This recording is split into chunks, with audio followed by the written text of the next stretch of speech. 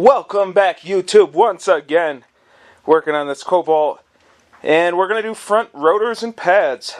So let's get started. First thing you want to do, take a 19mm, loosen the lug nuts, jack up the car, and take the wheel off. Remove the master cylinder cap. Use a flathead screwdriver and pry on this back pad in between the rotor and the pad to compress the caliper piston so that we can take this off nice and easy. Use a 14mm to take off the two caliper bolts. If you couldn't compress the cylinder as far as needed to put new pads, use a C-clamp and push it down the rest of the way.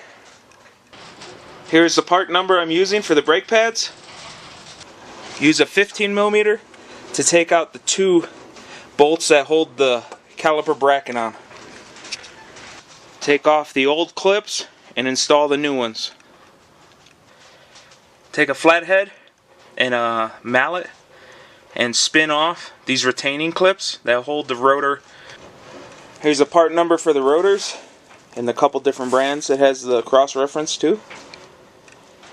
The brake rotor comes covered in oil from the factory, so we need to take some brake clean, stand this up vertically, and clean both sides.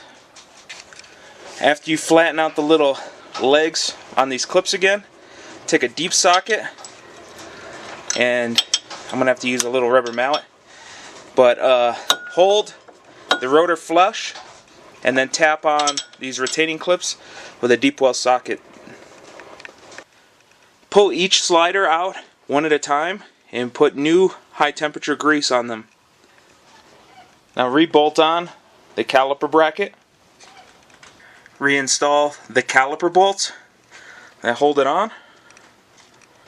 Now that you have the brakes completed, give it one more spray down with the brake cleaner, and then put the wheel back on. And then you're just going to do the same exact thing on the opposite side of the car, and you'll be done. I'd like to thank everybody for checking this video out.